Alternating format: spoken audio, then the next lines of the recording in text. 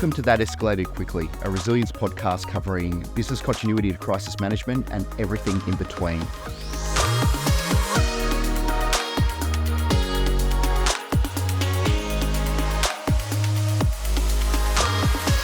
Today we're going to discuss a really exciting topic that I'm very passionate about, and that is that business continuity is not beige.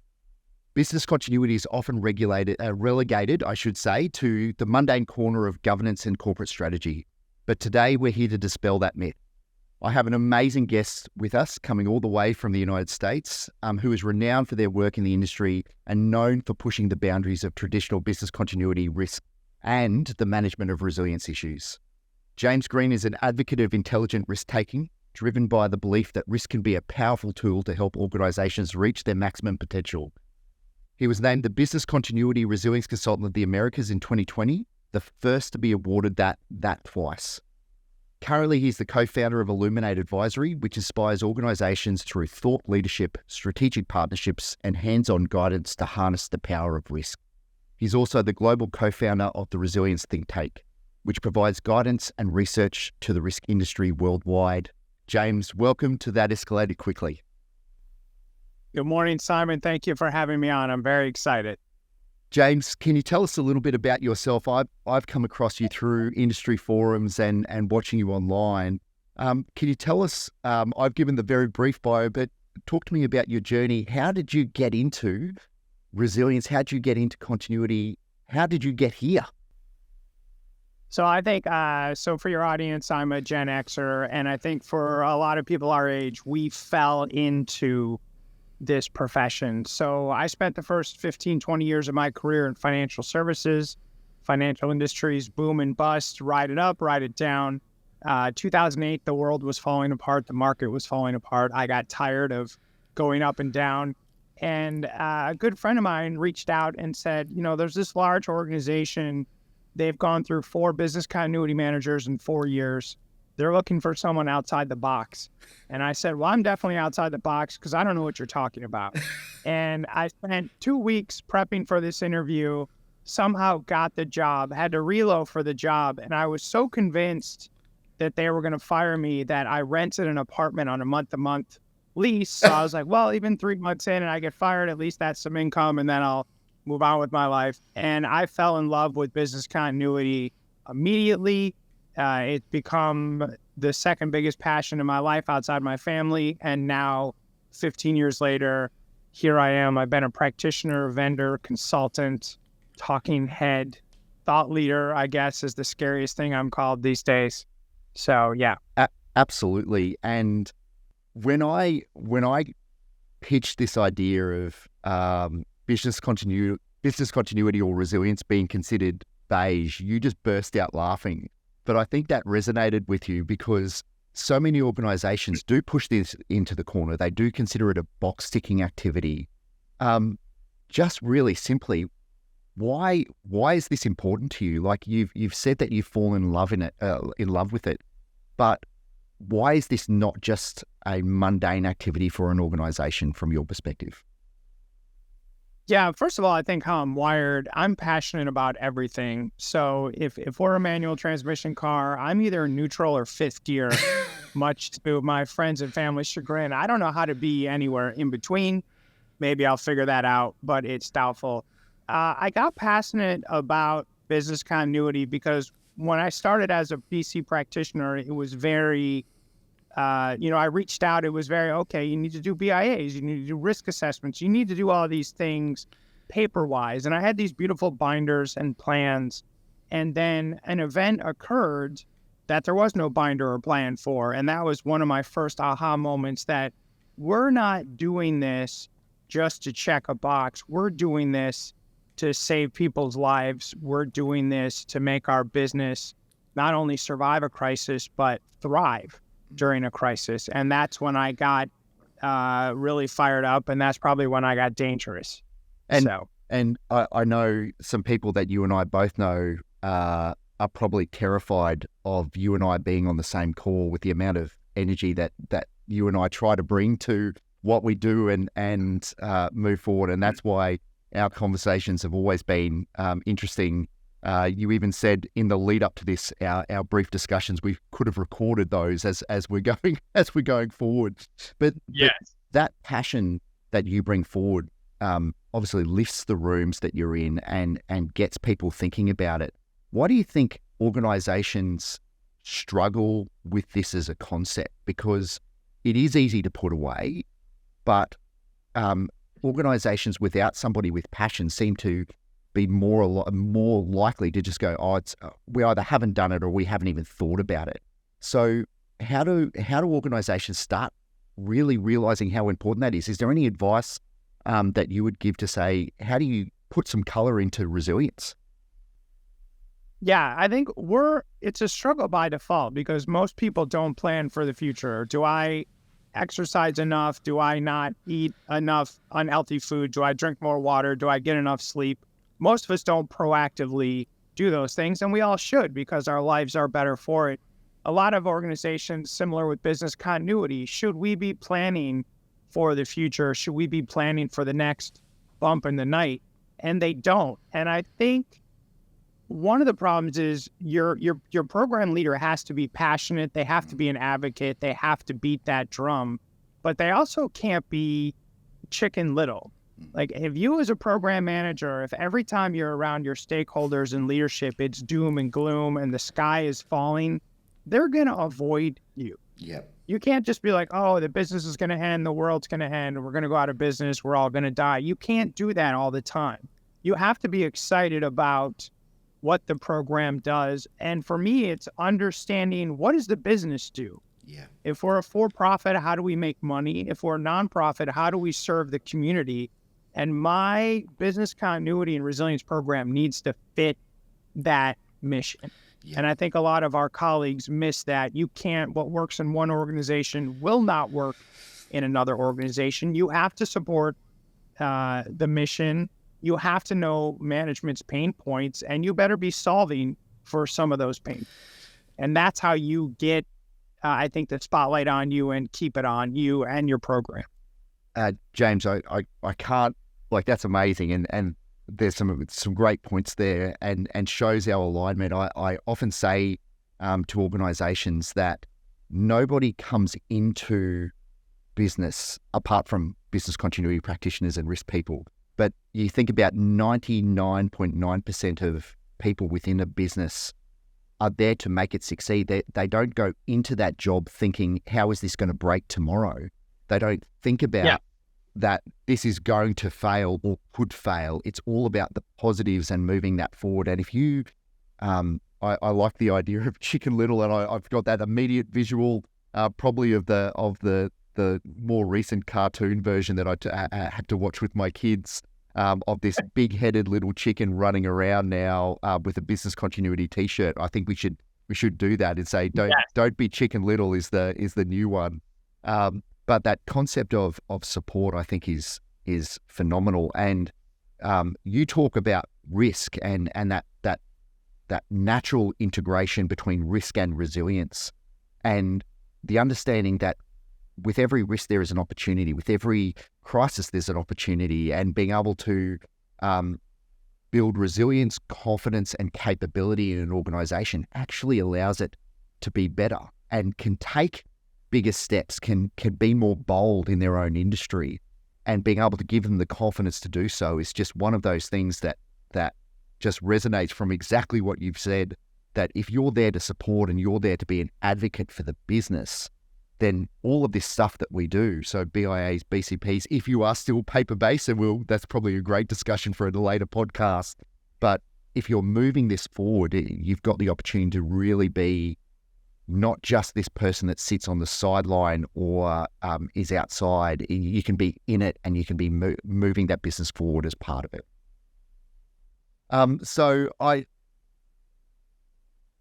have this question here that I thought I would ask you, and it's about your own experience and bringing that off the page. And you alluded to one where you've been in a number of these response situations where you know that planning preparation capability actually does help. Some people do say that designing good business continuity programs is like playing a high stakes game of chess. Can you give me an instance where that strategic thinking, that preparation has actually saved the day, has really helped an organization? Yeah, absolutely. So that first company where I was a business continuity manager and I was building my risk assessments and plans and BIAs according to best practice, I was very thankful. That organization was very nimble and moved quickly. And it was one of the biggest pivot points in my career. We had a location in Cairo, in Egypt, during the Arab Spring. So I didn't have a BCP for what happens when the government collapses. And we had people at that site who were defending their location and their homes and their lives. Like it was high stakes game. And so we had to be strategic. We had some high level clients. How do we get them out of the country? How do we get in touch with our people? How do we protect their lives? What do we do for our clients? There was no book for any of that. And that's when I really realized, for me, if I have a strong crisis management team, then I have a resilient team, because they can make impossible decisions on limited or bad information when there is no government, which is not something we often deal with in our profession. And we thrived during that situation. So we didn't have any loss of life. We lost our facility, but we were able to quickly recover and rebuild. And that actually became a huge selling point for our organization. Our sales team would use that. Hey, look how resilient we are, because even when the government collapses, we still get you back to your services in a reasonable amount of time. And that was one of my also aha moments, where if you're aligned with the business, if you can get the sales organization to be excited about business continuity and resilience, sales teams drive the bus for most organizations. They have the most money, they have the most influence, they're usually the loudest talkers. You get them on board with what you're doing, you have an incredible advocate. So I've always tried to do that. Like, hey, can we use what we do as a sales differentiator over our competitor? Yeah.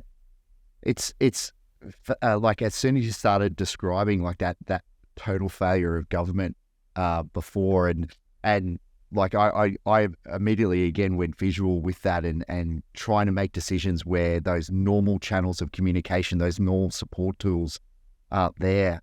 And it actually made me think of a similar event where I'm sure across your career you've dealt with the concept of pandemic prior to COVID as a concept, and built pandemic plans or built those strategies. But in the plans that I'd built, that I'd exercised, always had the business making the lead decision.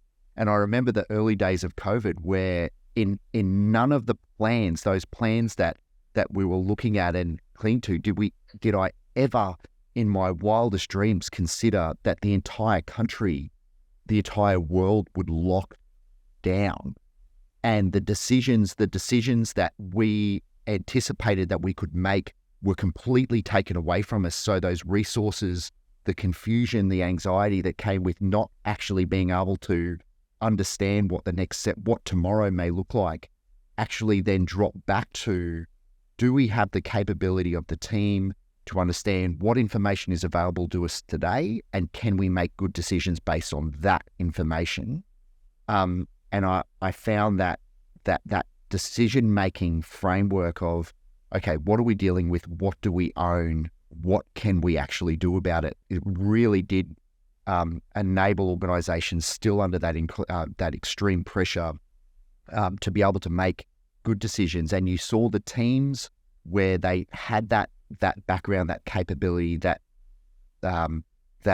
ability to think just simply and logically under stress and pressure, enabled them to thrive under those situations. And I think that's really something that capability piece is often missed between plan and assurance.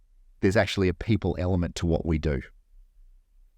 Yeah, and there was no simulation for COVID. If you and I would have been in the boardroom with a client in January of 2020 and said, okay, we're going to run a tabletop exercise. And in the exercise, the event lasts 3 years. They would ask us to leave.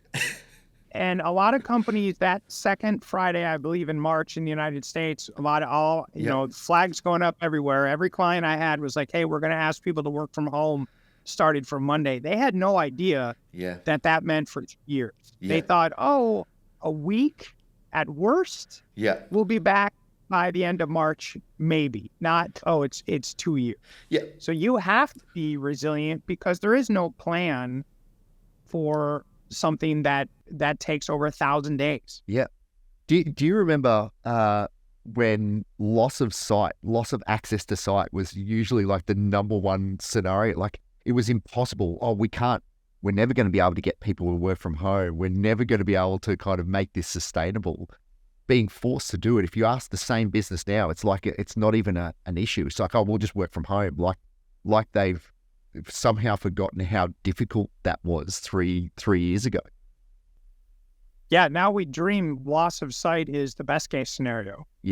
Now forever, it's like, oh, we rebuild or we redeploy or we work virtually, and we're not even talking about it. So I've got a kind of along that same line of how we've developed and moving forward and sticking on this line of where business continuity is going.